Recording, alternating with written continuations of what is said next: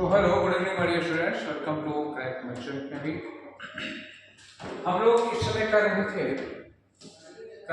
क्या इस समय हम लोग कर रहे हैं 2025 में जितने भी स्पॉन्सरशिप के क्वेश्चंस आए हुए थे, तो क्रैक मर्चेंट नेवी में इंग्लिश कर रहे हैं। इस समय हम लोग इंग्लिश में स्पॉन्सरशिप के पीवाईक्यूज का सेट 10 लगाने जा रहे हैं आज। इसके पहले 9 सेट्स लगा चुके हैं, तो 1 बाय 1 हम लोग आगे बढ़ते हैं और एक एक करके क्वेश्चन देखते हैं। पहला क्वेश्चन जो आपकी स्क्रीन पर इस समय दिख रहा है, ये क्वेश्चन इसमें करना क्या है, इम्प्रूव द अंडरलाइंड पार्ट। एक पार्ट को अंडरलाइन किया गया है। क्या अंडरलाइन किया गया? कोलियर को अंडरलाइन किया गया। अगर वो ठीक है, नहीं ठीक तो कोई भी नहीं होगा, जबकि इंप्रूवमेंट करना वगैरह का कोई क्वेश्चन है नहीं, तो इसका मतलब इसकी जगह पर कुछ और होना चाहिए। क्या होना चाहिए? इन चार चीजों के लिए सेंटेंस पढ़ना पड़ेगा। एक बार सेंटेंस पढ़ते हैं। According to the Greek mythology के अकॉर्डिंग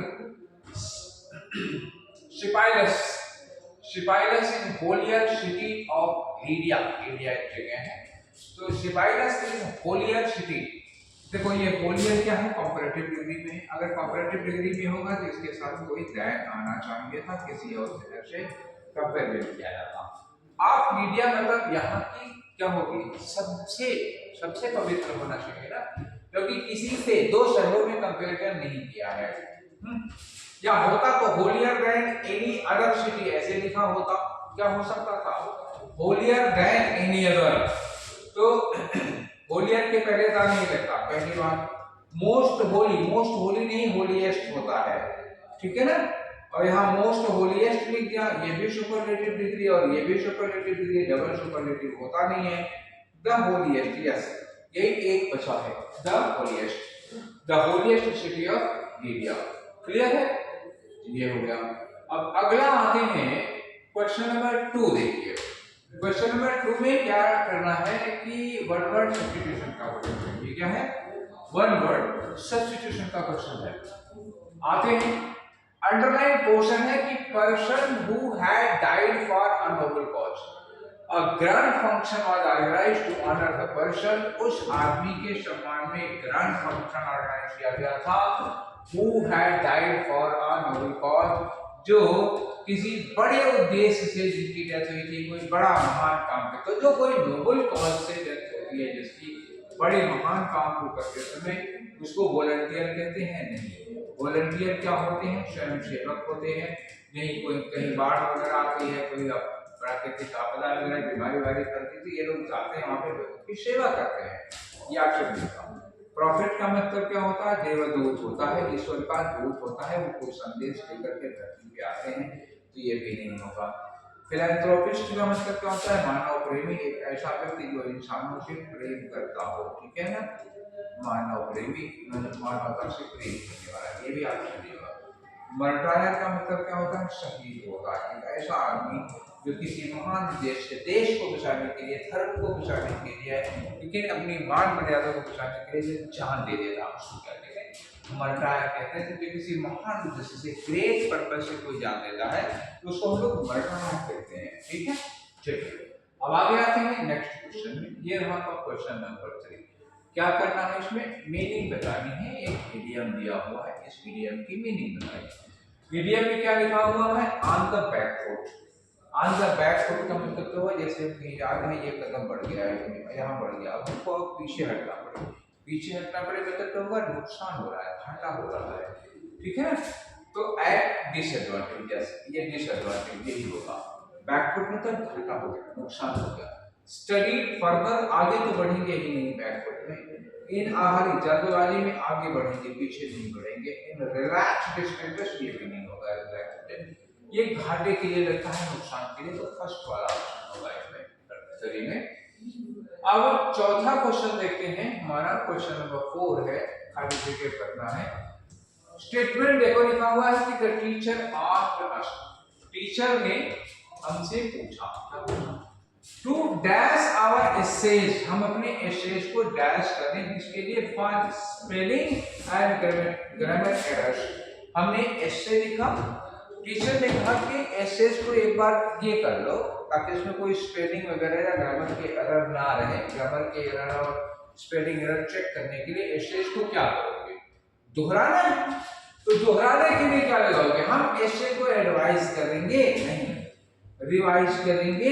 यस, हमें उसकी स्पेलिंग वगैरह चेक करने के लिए प्रूफ रीडिंग करते हैं, एक बार देखते हैं कहीं कुछ गलत ना हो, तो उसको रिवाइज किया जाता है। एडवाइस नहीं, रिवॉल्व मतलब क्या, रिवॉल्व मतलब गोल गोल घुमाना, घुमाएंगे भी नहीं, रिकॉग्नाइज पहचानने के लिए भी नहीं लगा, तो क्या करेंगे, रिवाइज करेंगे।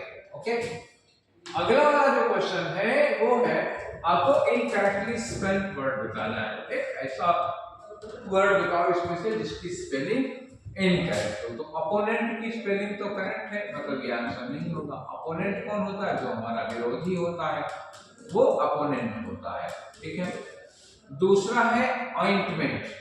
ऑइंटमेंट ये क्या होता है, मरहम। ये क्या होता है, मरहम होता है।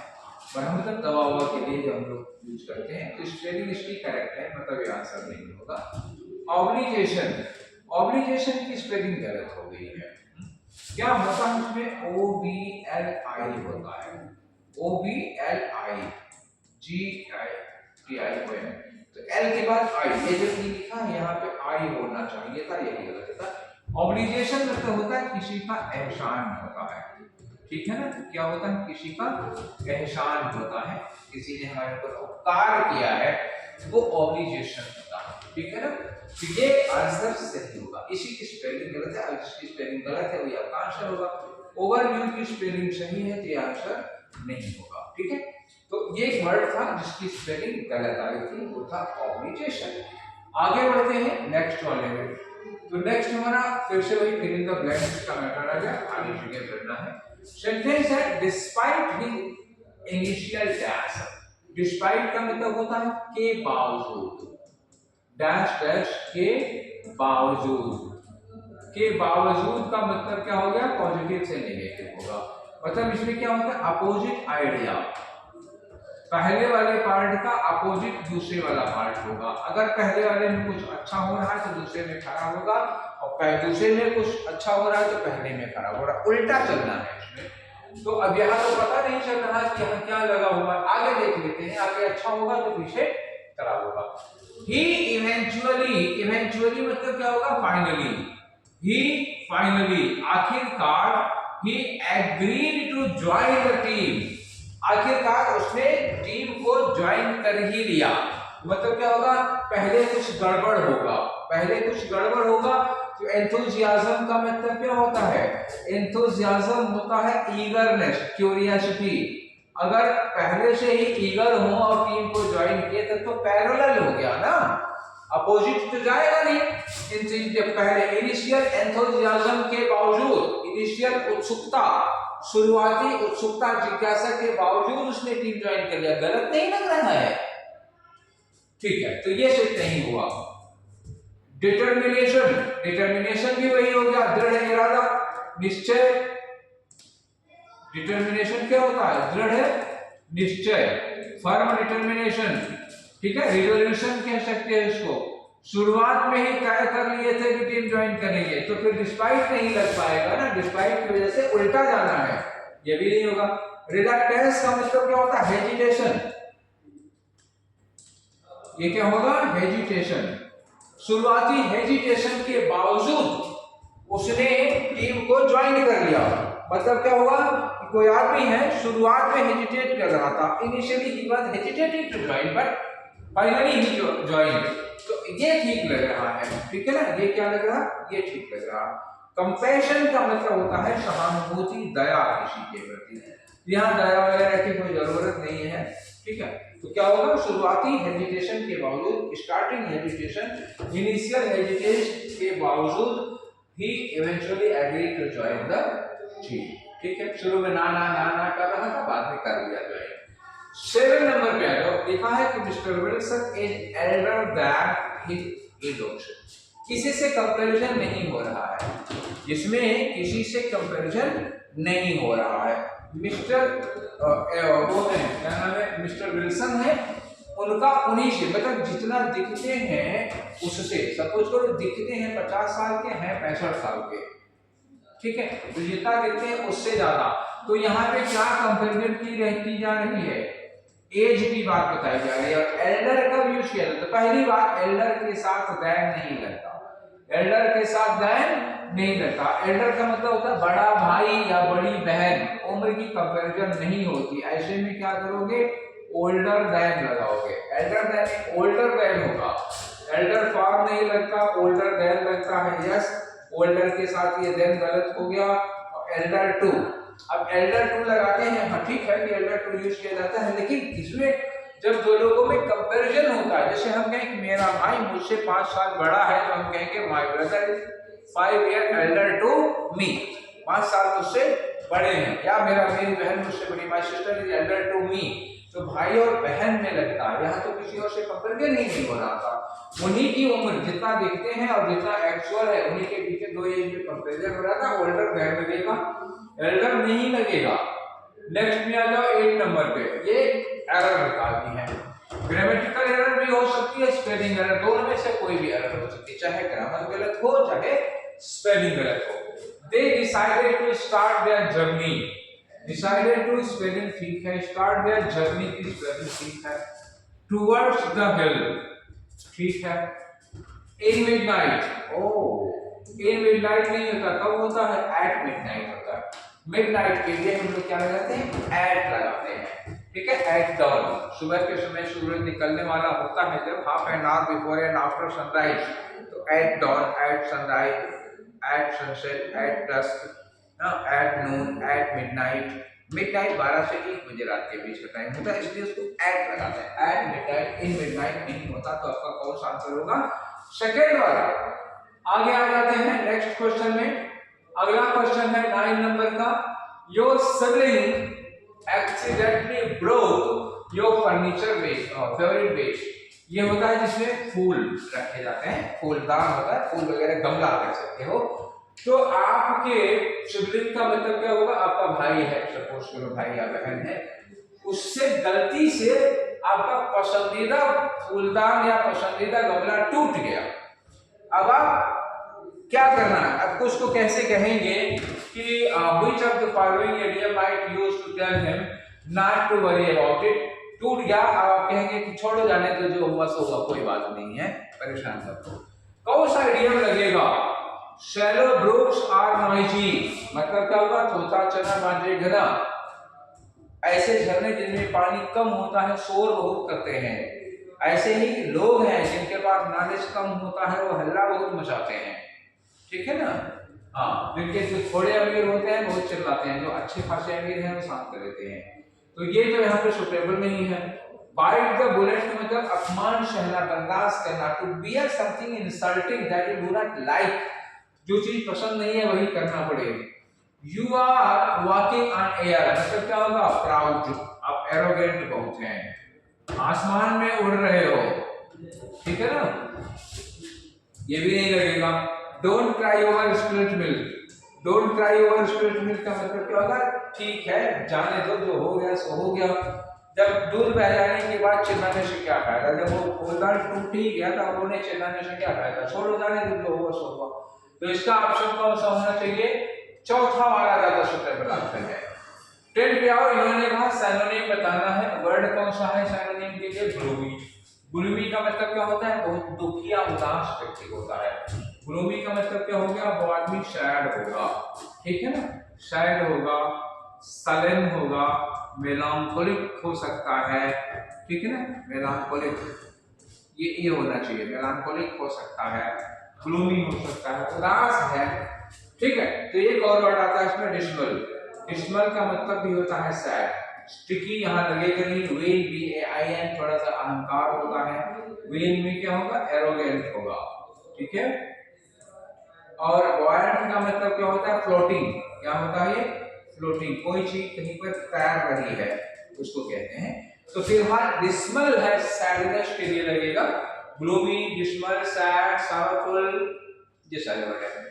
अब फिर से क्वेश्चन आया जिसमें फिल इन द ब्लैंक्स का मेथड है, लिया है industrialisation gives even the least talented person a chance to dash his livelihood. मतलब अगर इंडस्ट्रियलाइजेशन हो जाता है तो लीस्ट टैलेंटेड पर्सन, जिसके पास कोई हुनर नहीं, कोई टैलेंट नहीं, कोई स्किल नहीं, कम से कम हुनर वाले को भी जीने का, जीविका कमाने का, रोजी रोटी कमाने का एक चांस जरूर देती है।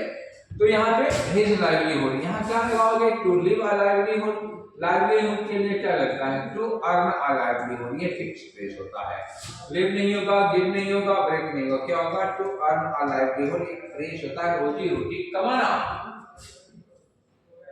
नेक्स्ट क्वेश्चन है question number 12।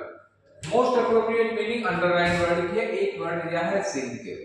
The sink is clogged. Clogged का मतलब क्या हो गया, जाम हो गया है।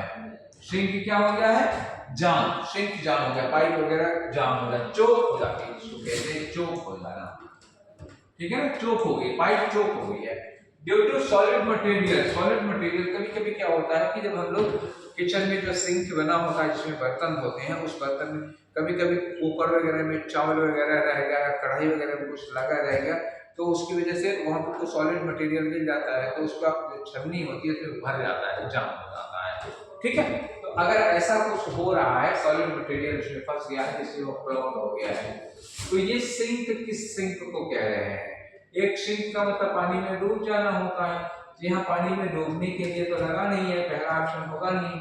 अ large fixed container to wash hands and utensils. कभी होता है बाथरूम से निकले तो ब्रश करने के लिए, हाथ धोने के लिए एक बना रहता है सिंक टाइप का, वो हो गया। किचन में बना रहता है, ठीक है, तो ये वॉश बेसिन में जो लगा होता है उसको सिंक कहते हैं। ये दूसरा वाला आंसर होगा। अब एक पाइपलाइन फॉर वाटर सप्लाई, वो सिंक नहीं कहा जाता। कंटेनर विच होल्ड्स वाटर, कोई भी कंटेनर जिसमें पानी भरते हैं वो नहीं, बल्कि जहां पर वो जिसमें पानी भरा रहता है वो सिंक नहीं है, पानी जिसमें गिरता है वो सिंक है, जिसमें हम हाथ मुंह धोते हैं। तो सेकंड वाला राइट आंसर होगा। 13 पे आओ। 13 में इन्होंने कहा कि एंटोनिम बताना है। किसका एंटोनिम बताना है, प्रेडिकमेंट का। प्रेडिकमेंट, प्रेडिकमेंट क्या होती है, कोई डिफिकल्टी होती है। प्रेडिकमेंट का मतलब कोई मुसीबत है, कोई डिफिकल्टी है, कोई परेशानी है, ठीक है ना। मतलब जैसे हम कह सकते हैं इसको डिफिकल्टी, ट्रबल या डिफिकल्टी, डिफिकल्टी या ट्रबल, कोई परेशानी होगी, ठीक है। अब यहाँ सोल्यूशन, हाँ सोल्यूशन एंटोनिम हो सकता है। मेस का मतलब नेगेटिव ही जा रहा है, परेशानी ही है। रिडीम का मतलब होगा रीगेन, किसी सिचुएशन को फिर से पा लेना, रीगेन, कोई लेना देना नहीं।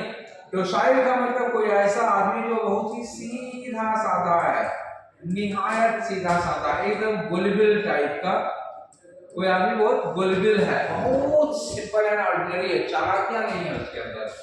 तो प्रॉब्लम का अपोजिट क्या होगा, सॉल्यूशन। अभी कहा था ना, कोई प्रॉब्लम, प्रेडिकमेंट कोई प्रॉब्लम होती है और सॉल्यूशन उसका उल्टा होगा। प्रॉब्लम का अपोजिट क्या होगा, सॉल्यूशन होगा।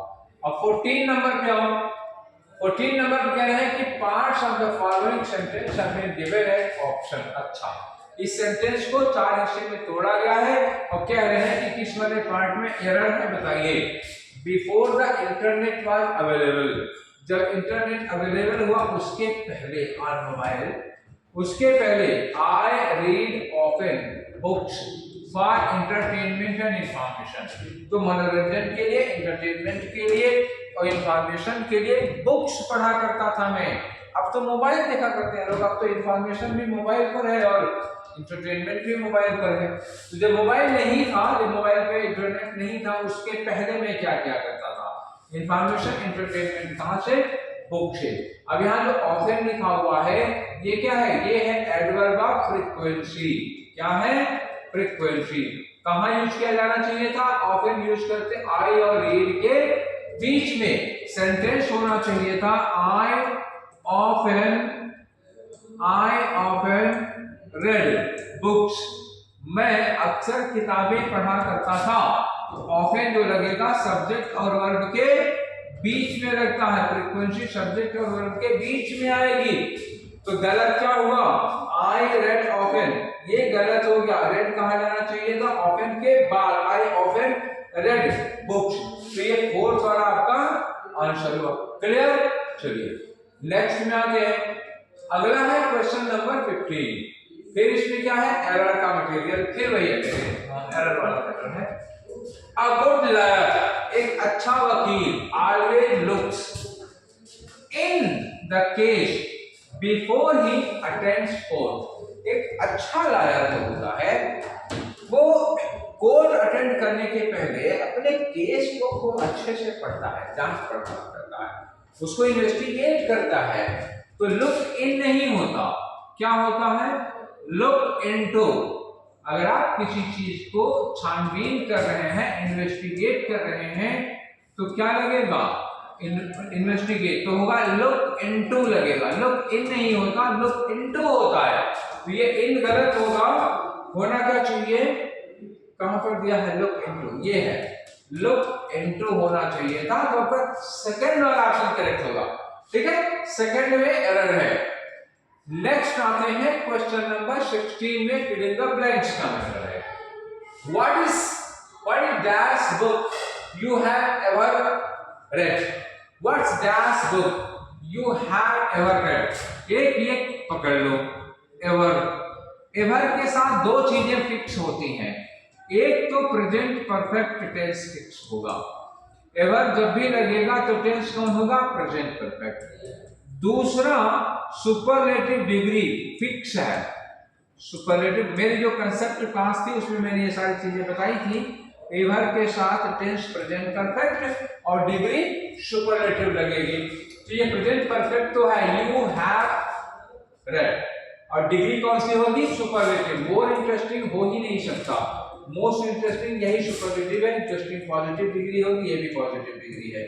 तो पॉजिटिव डिग्री की कोई गुंजाइश नहीं, कंपैरेटिव की कोई गुंजाइश नहीं, on and on this superlative degree can be used with ever. Clear, चलिए आगे बढ़ते हैं। तो हमारा अगला क्वेश्चन है 17 नंबर का, इनकरेक्टली स्पेल्ड वर्ड इन्होंने बताया, इन्होंने कहा कि कौन सा वर्ड है जिसकी स्पेलिंग गलत है। एक वर्ड क्या, इनएडवर्टेंट, इनएडवर्टेंट, यही तो गलत लग रहा है मुझे। इनएडवर्टेंट में टी ए एन टी नहीं होता, टी ई एन टी होता है, और इनएडवर्टेंट का मतलब होता है अननोइंगली, अननोइंगली, हम जब किसी चीज को अनजाने में करते हैं, जानबूझकर नहीं करते, इनडेलिबरेटली, जानबूझकर हमसे नहीं हुआ, अनजाने में कोई हो गया, अनविलिंगली कोई चीज हो जाती है, इसकी स्पेलिंग गलत है, यही आपका आंसर होगा। ब्लैटेंट है, इसकी स्पेलिंग एकदम सही है, स्पेलिंग इसकी सही है, आंसर नहीं होगा। इफिमिनेट, इसकी भी स्पेलिंग सही है, यह भी आंसर नहीं होगा। सिंक्रोनाइज नहीं, सिंक्रोनस, इसकी भी स्पेलिंग करेक्ट है, यह भी आंसर नहीं होगा। समझ में आ गया। इसमें इफिमिनेट आपको शायद नहीं पता होगा, इफिमिनेट एक ऐसे पर्सन को कहते हैं जो फिजिकली मेल है, बायोलॉजिकली मेल है, पुरुष है, जेंट्स है, मेल है वो बायोलॉजिकली, बट उसकी जो साइकोलॉजी होती है, उसकी जो हरकतें होती है, उसका उठना बैठना चलना बातें करना शर्माना मुस्कुराना सब कुछ लड़कियों जैसा होता है। फिजिकली वो मेल है लेकिन मेंटली और हैबिचुअली वो फीमेल है। ऐसे ही लोगों को इफिमिनेट कहते हैं। क्लियर, चलिए अब किसी को क्या मत दीजिएगा। अगला है the humble surrounding of our company. जहां हमारी कंपनी है उसकी सराउंडिंग बहुत हम्बल है, आसपास का माहौल बहुत हम्बल है। ये जो हम्बल सराउंडिंग है वो क्या करती है, dash creativity amongst the newly recruited employees. जो हमारी कंपनी में नए नए एम्प्लॉइज भर्ती किए जाते हैं, नए नए एम्प्लॉइज हमारी कंपनी में आते हैं, हमारे यहाँ का जो माहौल है वो उनके अंदर डैश चीज भर देता है। क्या, क्रिएटिविटी, उनके अंदर क्रिएटिविटी को क्या करेगा, अगर कंपनी का माहौल पॉजिटिव होगा तो क्रिएटिविटी क्या होगी, इंस्पायर होती है। क्या होगी, इंस्पायर होगी। बैनिश, BANISH, बैनिश का मतलब क्या होगा, डिसअपीयर, ये तो हो नहीं सकता, डिसअपीयर ये तो नहीं होगा, किसी को निकाल देना। कनेक्टेड, कोई लेना देना नहीं, फाइल्ड, कोई लेना देना नहीं, इंस्पायर मतलब एनकरेज।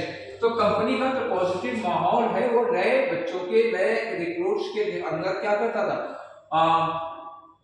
क्रिएटिविटी को भर देता था, क्रिएटिविटी को इंस्पायर कर दिया करता था। तो 1 वाला ऑप्शन ज्यादा सूटेबल है यहाँ पर। 19 में आ जाओ, एंटोनीम बताना है। क्या है? एंटोनीम बताना है। वर्ड कौन सा आपका? फेटिड है, ठीक है ना।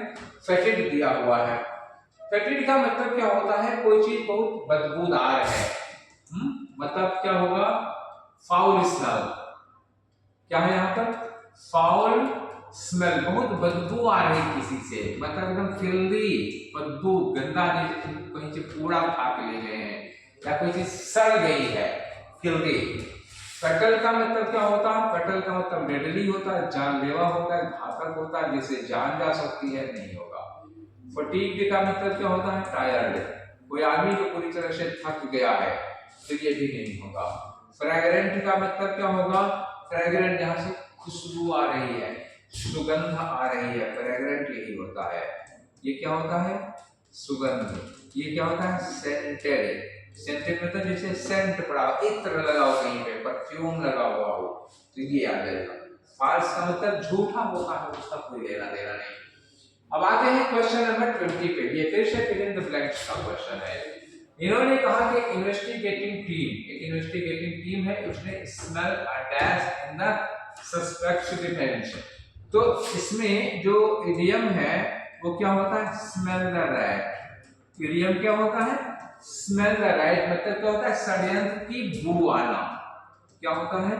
षड्यंत्र की बू आना। षड्यंत्र की बू मतलब क्या हुआ? कुछ तो गड़बड़ है।